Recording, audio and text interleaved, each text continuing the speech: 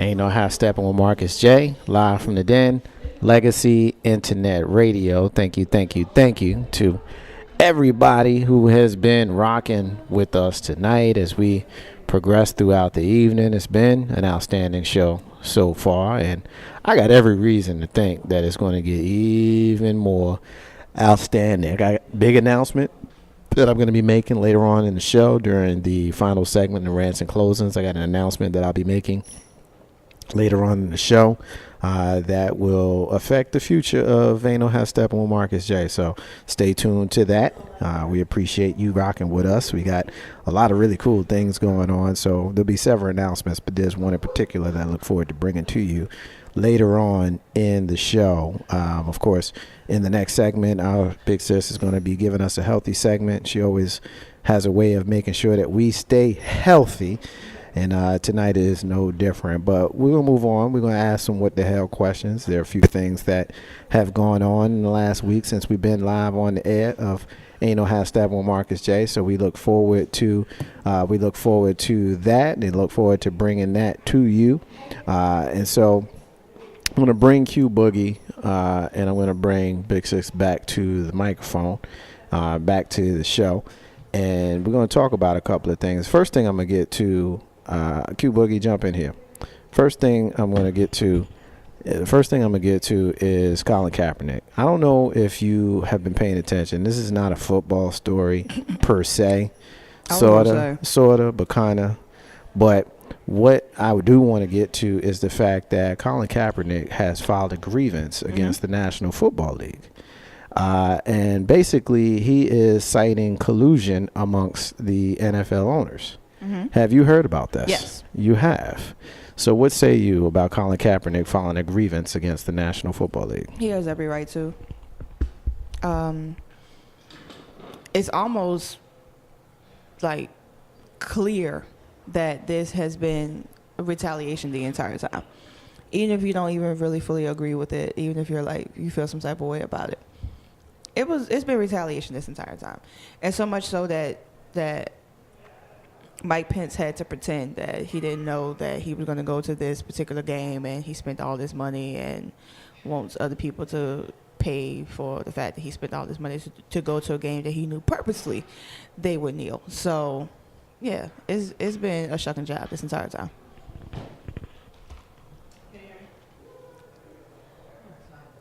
Can you hear me? Okay. Yeah, I definitely agree there is being some retaliation against him. Especially if he said, I believe I was watching it earlier today, he's had offers to go on to different teams, but now all of a sudden nobody wants him. So that's just like saying to you right in your face that there's retaliation, there's backlash for him. So, hopefully he wins his suit, and that'll be cool. I think he deserves to win it. Well, the filing demands arbitration hearing on the matter. It says the NFL and the owners, quote, have colluded to deprive Mr. Kaepernick of employment rights in retaliation for Mr. Kaepernick's leadership and advocacy for equality and social justice and his bringing awareness to peculiar institutions still undermining racial equality in the United States. In layman's terms, y'all trying to ban this dude because he stood up for those of us who can't stand up for ourselves by kneeling down. So I'm going to get the First Lady on this as well. My opinion of Colin Kaepernick's decision to sue the NFL, while I understand why he would do it, I think it's flawed. I think it's not very smart strategically because he can't win. There's no proof of there being collusion other than common sense. And common sense doesn't fly in a court of law. You can go in the court of law with all the common sense you want, but unless you can prove something, it don't matter. You can think whatever you want to think, but unless you can prove, you can argue that, they're not signing him because they got other players that they would rather sign. There's no laws or rules that say that they have to sign him. You know, we can sit here and we can analyze football and all of that kind of stuff and talk about how he's better than all the players on the other teams, which I don't think there's any flaw in that argument. There is. But at the end of the day, when you're hiring and firing, you hire and fire who you want to hire and fire. And I stand firm in the argument that Colin Kaepernick had a job that he quit. He quit his job. He opted out of his deal. Now, it was under the auspices that he was going to likely be cut anyway, but he wasn't. If you quit your job before they fire you, then you cannot file for unemployment. You know what I'm saying? So, First Lady, jump in here. Colin Kaepernick's filed a grievance against the National Football League. He's saying that they blackballing him. What say you? I guess what I've heard is that, you know, if that's the case, then, you know, it'll kind of be hard for him to prove that, because he'd have to prove that, you know, every owner was, you know, they had a conversation or actually said, you know, we're not going to sign him. So I know, and I guess I heard that they're supposed to be having a meeting, I guess, later on this week, I think Thursday, with the National Football League and the commissioners or what have you.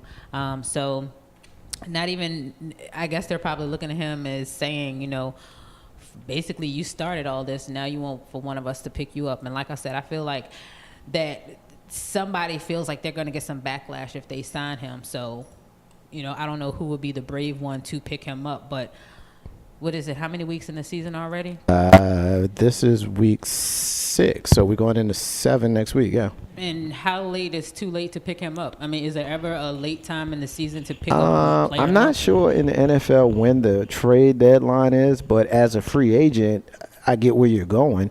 There is no too late with the free agent. They could sign him whenever they want. I think, and I know my brain is baseball, and I know after about 80% of the season, if they sign you, you're not eligible for the playoffs. I don't know the NFL rules, but there may be something like that going on. Now, First Lady, Aaron Rodgers, who's a quarterback for the Green Bay Packers, just went down yesterday.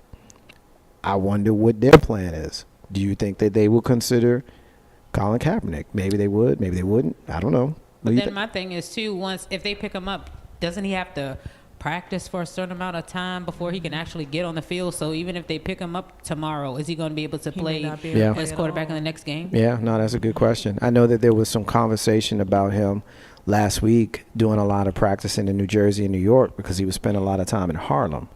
And he was doing a lot of community service there. But I don't know what working out versus getting yourself football ready is. You can't simulate getting punched in the face, you know, or tackled to the ground. You can't simulate. You can't practice for any of that kind of stuff. So I don't know. I mean, you know, the further we get into the season, I think the less likely it is that we're going to see him on a roster. But my whole thing was him filing this grievance basically puts the kibosh, as some would say, on his possibility of actually being on a roster, because he's suing y'all. Who's going to hire somebody that's suing you? Like, who would do that? Yeah, I guess it does make some sense. What? I'm looking at it differently. Like, it's been nearly 2 years that Colin began this protest. And 2 years of being blackballed, 2 years of being ostracized, because he did the very thing that we claim as a country we admonish, like the thing that we appreciate, and he quote unquote is doing it the right way. He's protesting the right way, and it just continues to show that no matter what you do, if it does not look exactly how someone deems it should, you will be ostracized. And so I understand it, because it's like, yo, y'all basically kicked me out of this league over nearly 2 years ago. Now it's me just really being like, look, y'all are really letting this thing get out of hand. Jerry Jones is threatening people if they take a knee, all these sorts of things. And to me, it's a lot deeper. One, I'm not like a, I guess, homegrown football fan, but seeing this is like it's a blatant character assassination for the last year and a half, solely because he decided to stand up for something. And he's going to be in that same place, maybe not as big, obviously, because of who it is, but he's going to be in the same looks as John Carlos and Muhammad Ali, and because for standing up for what he believed in. Yeah. And that's the thing that pisses me off the most. It's like, yo, y'all do what y'all did everything y'all possibly could to get in the way of this dude. You know the irony. The irony. I don't even know if you realize, but John Carlos and Tommy Smith did what they did in the Olympics on October 16th, 1968. Oh wow! And that was 49 years ago today. Yeah. So it's crazy that you even dropped that name. For those folks who may not be familiar, who they were Olympians, who I think they were track stars, and they were standing on the gold, silver, bronze podium, and they had the gold and the silver, and they raised their left fist with black gloves in solidarity for civil rights. Yeah. And their lives were never the same. They were protested against. They were ostracized and all kinds of stuff. And if you asked, they lost their families. They weren't able to work. But if you ask them today, because many folks have, they would tell you that they would continue doing. They would do it again. So I can dig it. A thought. Do you think that Colin has thought about this already? He's already not playing. So what is he losing? He's already not playing. So if he wins, who's to say that he wants to even continue playing at this point to prove another point? Well, I would say, I don't know how Colin is, but let's just assume he's younger than 30.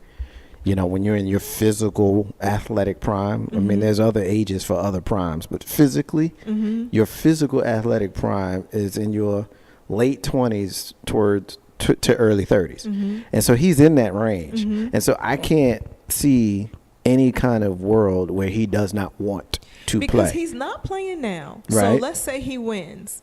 And maybe still nobody will, want him on their team. Yeah. Or maybe if he did get a team, will he get any play time? How much play time will he get? What could he lose? There's nothing here that he can lose. I think his end game, it seems like he doesn't care about the whole y'all trying to find me somewhere to play. I think it's more or less like y'all really have played with my time.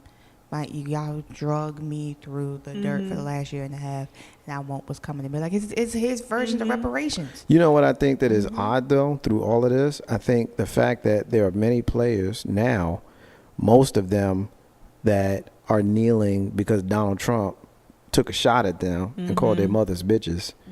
A lot of them are kneeling, and when their contracts come up, they're all going to get signed and end up going. Well, not all, but a lot of them will end up playing and continuing their careers even though they kneeled. Whereas Colin Kaepernick, he has become the face of this, and the irony of all of this is many of those younger guys, not younger, I don't know where I was going with that, but many of those guys were kneeling because Donald Trump took a shot at them.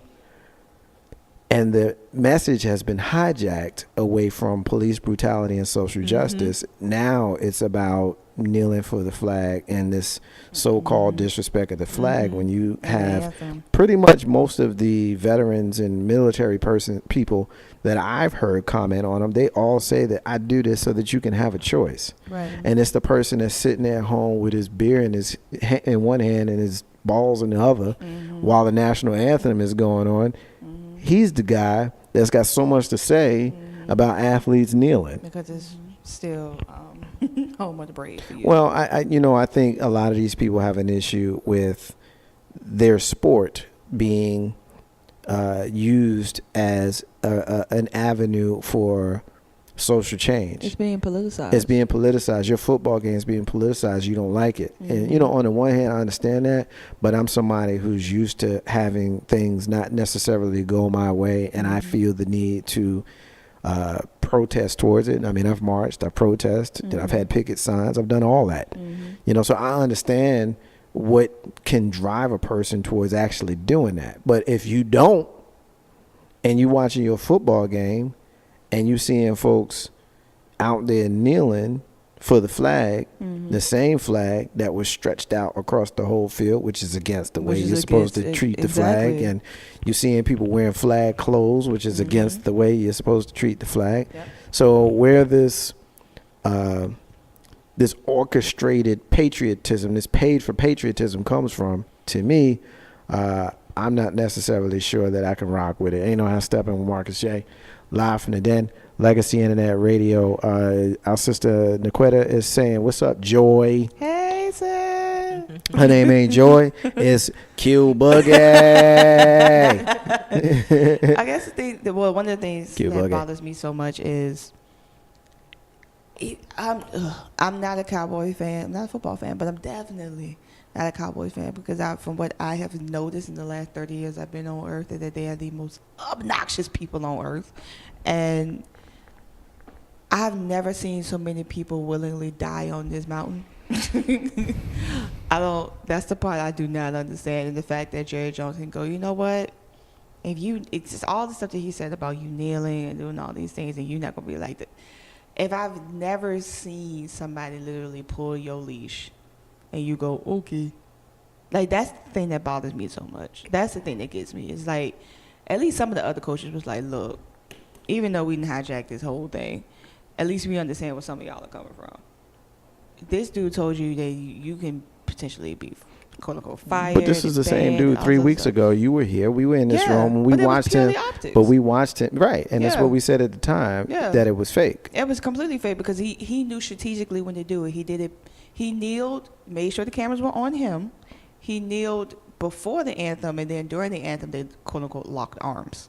So he knew exactly what he was doing. Well, I mean, I've been clear from that night and before that night that those folks who made a choice to kneel prior to the anthem have completely missed the whole point of the protest. And that's fine. I don't want to go and rehash a lot of the stuff that we've already talked about, but I really wanted to take a few minutes to talk about Colin Kaepernick suing and make the point, my personal opinion is a waste of time just because you're not going to be able to prove that these people colluded against you. Even though intellectually and common sense wise, we're pretty confident that they did.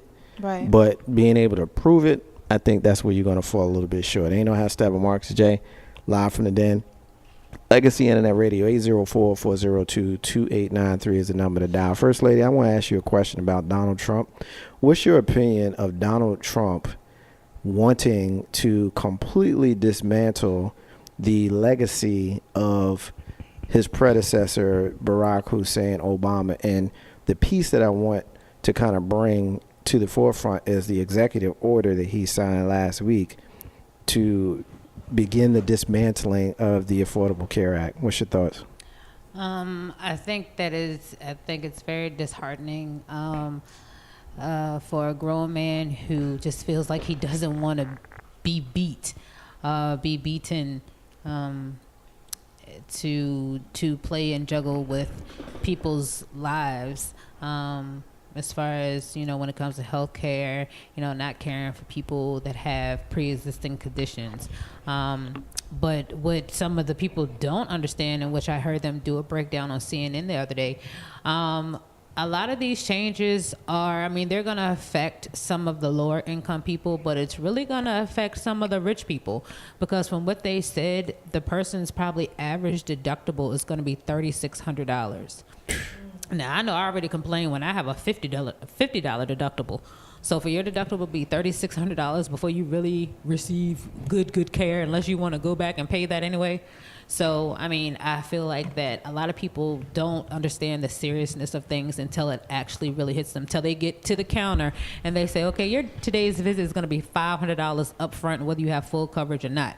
And then you wonder why. Just like anything else that's going on in the world with as far as North Korea or even violence in our own community, people just don't pay attention. So again, there's not been enough voices and enough fight for this. That's why he's basically getting away doing whatever he wants to. So how I feel about it, again, is disheartening. And who's going to make him stop? Well, his own people really do want him out, but you they see think him, about right? their pockets as well. So you see them coming for him. What's the dude, Bob Corker, coming for him? You know what I think, First Lady? That's crazy. That a lot of folks don't pay attention to, and that's why. And Q Boogie join in here if you want. The fact that Republicans, not the politicians, but the voters, they got it real twisted. Because, see, here's the weird thing with Republicans, right? With the Republican voter base, and I'm looking right in the camera when I say this, the Republican voter base, right? You got two kind of Republicans. You got the rich Donald Trump, Mitt Romney Republican, and then you got the Honey Boo Boo Republican. and what's the Duck Dynasty Republican? Yeah. You know what I'm saying? Like that shit's weird to me. It's just weird to me how you have that dichotomy. It's weird. It doesn't fit. And it's almost like how slavery was when you had and don't get it messed up, y'all. All white folks didn't own slaves. It was like less than 10%. There are varying numbers that you can look up, but all of them say that it was less than 10%. Even though all the white people benefited from it, it was less than 10% that actually owned slaves. So of that 10%, they were able to convince the 90% that the black folk wanted their shit. You see what I'm saying? And you got to do everything that you can to keep those black folk from moving forward or prospering. Because if they do, they're going to take your shit. It's the same now. When you had the slave master who empowered the officer, pay attention. KRS-One said that. That wasn't me. Can't take credit. But when you look at how it goes, it's the same now. If you look at the folks that are in power in the Republican Party, you have the uber rich, the 1%. Those are the same people who have the rural poor who are supporting them. Those are the people who are in the counties and cities across America that are amongst the most poor in the country. Think about that now. The counties and cities across the country that are amongst the most poor are Republican voting counties and cities. So these are the same people who are at Trump rallies with their little ugly red hats talking about make America great again. And they're the ones that are supporting the president of the United States right now, who just took away their health care.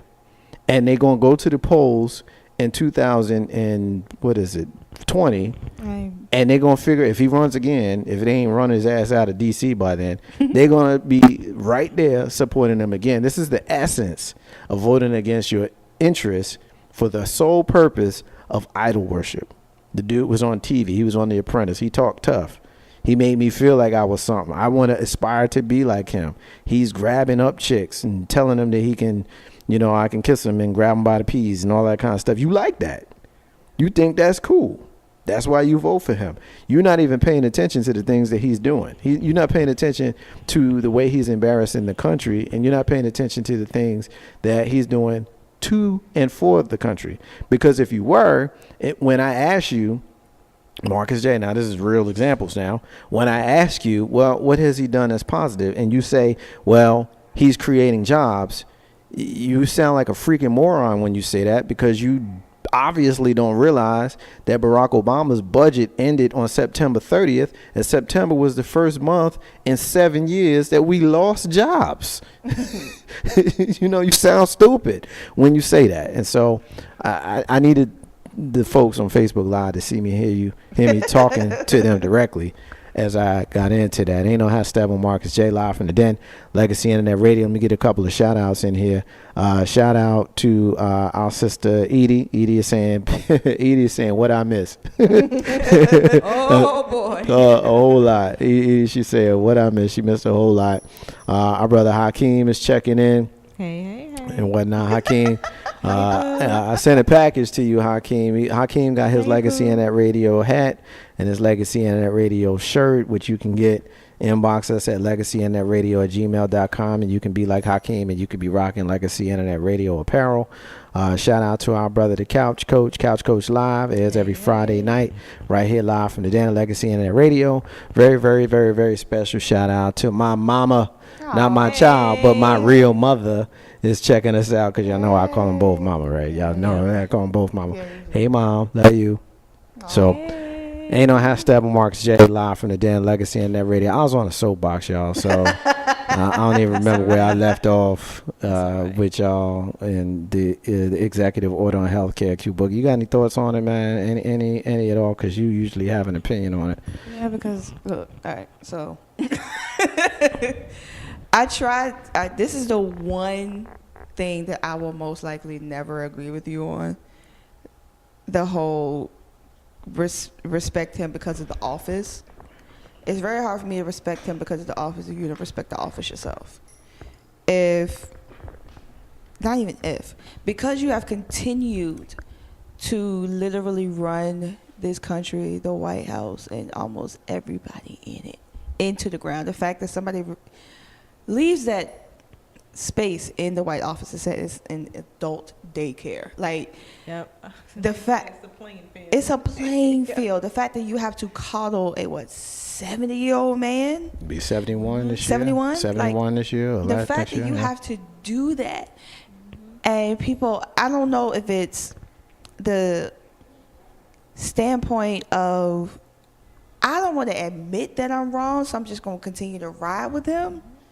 I don't want to have to deal with the consequences of my family, my friends, my mate, my whoever, realizing that I voted for this dude and literally watching him start dumpster fire after dumpster fire. The fact that you have gone out of your way to not help anybody in Puerto Rico, probably most likely, if not all likely, because they're brown people. The fact that you have not tweeted at all about California and their wildfires. The fact that you are doing everything you possibly can to dismantle anything Michelle or Barack has touched. You took away the free lunch program.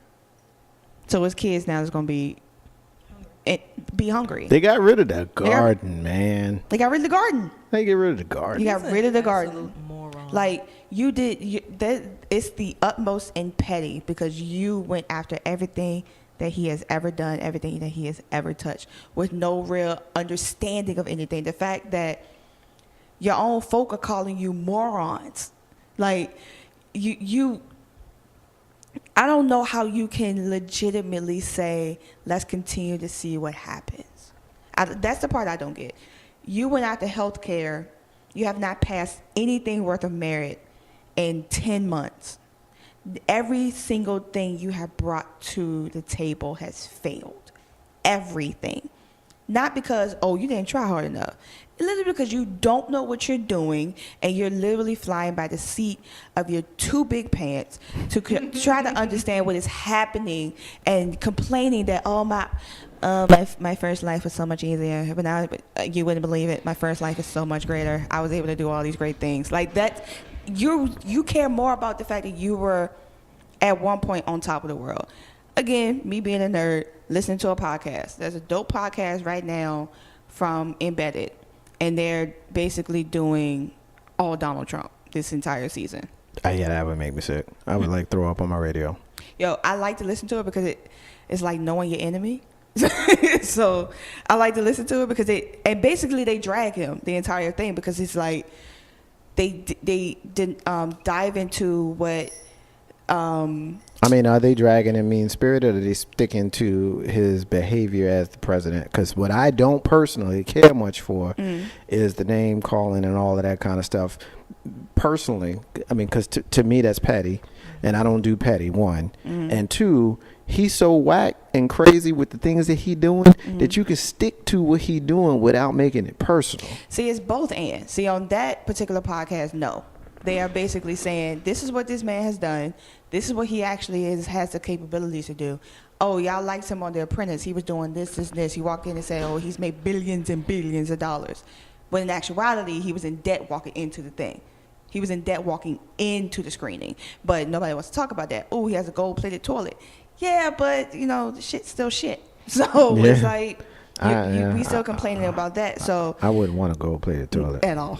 But it's like, y'all, because, I'm one of those people like, say what you want. He ain't my damn president. So, because y'all say what y'all say, you can say, he said that, blah, blah, blah. It's completely different. This ain't my president. So, in that in the grand scheme of all of that, to literally watch somebody dismantle, like, you know how people say people love to watch the world burn. He is doing everything he possibly can to watch the world burn because he likes bright, shiny things. Like, that's really where we are right now. And everybody's like, oh, just continue to give him a chance. How? You know what he reminds me of? Has anybody watched the show The Mayor? Yes. Okay, so he is the idea of this young kid who was really just trying to come out with a rap CD to be mayor. He is that kid for real, just real stupid. The difference between him and this kid is that he does have the right ideas at heart. Mm-hmm. He does figure it out, and he does make it happen. Mm-hmm. Initially, it's like the nonsense, but within all of that comes the right thing to do, the bright idea, how to make it work, how to make it happen. This asshole is just... We're not doing that. The kid... We're not doing that. This is just the kid that's in the White House. Everything about him is kid-like. I don't find anything interesting that I can't find anything good that I can say. Let me put it that way. I haven't seen anything either, but I also remember when the Republicans spoke in the ashes of Barack Obama being elected in 2008, they all said they hoped that he would fail and become a one-term president, and all of us lost our minds and got mad and got our feelings and all that. How can you say that you hope he would fail and all of that kind of stuff? And so it's not okay to me to switch it up. Because let me just say this. I am just as upset about Donald Trump as the next one. Trust me. Make no mistake. I'm just not one for the petty. I don't do the petty, the name calling, all that kind of stuff. I'm going to speak specifically on his actions as president and the things that he's doing and the things he's not doing without calling him out his name. Because I don't feel like we need to do that. Well, listen, I'm gonna do both. It's warranted. I mean, and that's in my fine. opinion, it's warranted. He can be the president to you and make sense, and that's what I'm speaking for me. Right. So he can be the president. So isn't it the same? He can do what makes sense. Isn't it the same? Stupid all the time. Isn't it the same? And again, don't take what I'm saying as defense of him, because I'm not doing that. I'm not going. But I'd like to remind us of how we felt when the shoe was on the other foot. And we was all walking around talking about yes we can with our blue Barack Obama shirts on, and you had them crazy folks saying and doing the things they were saying and doing about Barack Obama, and because we rocked with him, we was all offended, and we were saying, how can you say that? It's the office and blah blah blah blah blah blah blah blah. Now our perspectives are different because we happen to be on the right side of history on this one, but the action is the issue with me. You can't turn around and do the same thing that you was mad at them for doing, because you lose any credibility when you're doing that. In my opinion. And that's the difference. They didn't want him there for one reason only. We realize that. We know that. We realize that, but I'm talking about we got to get past that. Now we're talking about this guy who's just you can't say that Barack Obama threw freaking rolls of paper towels Absolutely at not. people. Absolutely not. You can't say that. Nope. You can't compare. But you can by the office, by virtue of the office. You have an adult and you have a child. That's how I see them. Those are two different things. I see them working two totally different ways. He is warranting all the things that you have to say about him. They're warranted. I understand he is the president. I understand that. It still doesn't make him, it still doesn't make him adult. I just can't even think of a word for him. Still doesn't make him an adult doing a job. It doesn't. Right. He is a kid on stage. That's how I see him. I can do that. I mean, it's honestly like, well, the way I could look at it, one of these people isn't trying to get us nuked. Hey, look, I don't want you or any of the listeners to mistake what I'm saying. All I'm saying is it's too easy. It's too easy of an argument to attack him personally. He's done enough based on his actions to be able to intellectually and articulately break down the things that he's done as president, where you don't have to get in the gutter of name calling. Because when you do that, you lose credibility, because when there's a person in there that you like and they saying the same kind of name calling and all that kind of stuff, whether it's warranted or not, it's the same game. And you don't want to stoop to their level to play their game, because we saw what they was doing and how they treated Barack Obama. I didn't always agree with him, but I hated the way they treated him because it was unfair. It was unfair, you know? So because it was unfair with how they treated him, and very often they could not stick to specific things that he did as commander-in-chief of this country, they always attacked him personally. So what we going to do? We're going to attack their guy personally when there are arguments to attack his performance. So you're playing their game. You're not going to win when you're playing somebody else's game. You're never going to win when you're playing somebody else's game. And so that's what I always want to remind our people of. We're way too emotional in situations where emotion is not warranted. We have to be strategic and we have to be smart. And the way you rolling your eyes and shaking your head at me, you disagree, and that's fine, but you're going to lose every time when you're playing this game. You're not going to win a game of logic being emotional. You never will. Ain't no half step with Marcus J. Live from the Den, Legacy Internet Radio, Brother Hakeem. He said, and as I threw up a little bit in my mouth, is that my baby? I thought I heard her. Hey, baby. I hear you, Marcus J.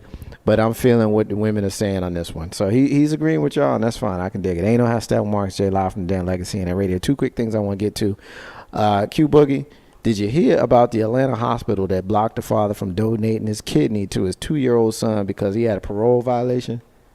Yeah. Yeah, this is a 2-year-old boy could have had a kidney that is 100% match, but the Florida police are preventing it from happening. The little boy, his dad has a parole violation in Florida, which is keeping him from donating his kidney to his son in Atlanta. The hospital is blocking it, and so are the authorities. The hospital's blocking it too. The hospital is blocking it because it's an issue with his charges, and The Florida hospital or Atlanta hospital? the child is in Atlanta. The parole violation is in Florida. The father is based out of Florida. The child is in Atlanta. It is a 100% match, which means it's very likely to be accepted and no issues. And the little boy had a seizure, a stroke. He had a stroke, which is causing him to now be in the need of 24-hour care. He needs a kidney from someone. His dad provides a 100% match. It's being blocked because of a legality, a parole violation. What say you? That's a tough one. It's stupid. But it's also par for the course of where we are in this world right now. I saw a little bit of this today, so I'm not completely filled in on everything, but based off of everything you just told me, Marcus, like, this is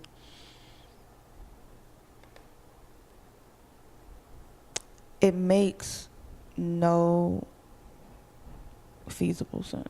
Yeah, they don't have to punish the baby for it. They don't. Especially it's like, oh, I have a 100% match, which like Marcus said, is a good possibility that the body will not reject that kidney.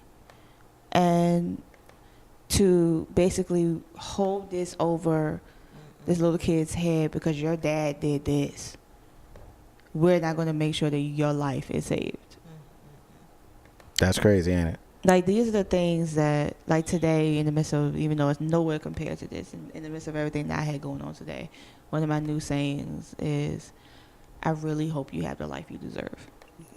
That's deep. And that's real, because y'all are literally blocking somebody's life. A child, you block, a kid. You blocking his life. Big sis, jump in here. I want to finish this up with one more. Because there's no need to punish the child for that. If you absolutely must have the dad, you could go ahead and let him go ahead and save his son. You don't have to punish the baby for it. It's unbelievable. It's ridiculous. Like, if you have to, okay, do the surgery, yeah, And then take him back. retrieve delivery, and then retrieve put him back it. in That's what jail. you do with the dad. But Right. That's Ain't no hashtag with Marcus J live from the Den Legacy Internet Radio. I think we understand each other on that one. That one's such a no-brainer, then it is what it is. Last thing I want to get into on this segment is Marshall Mathers.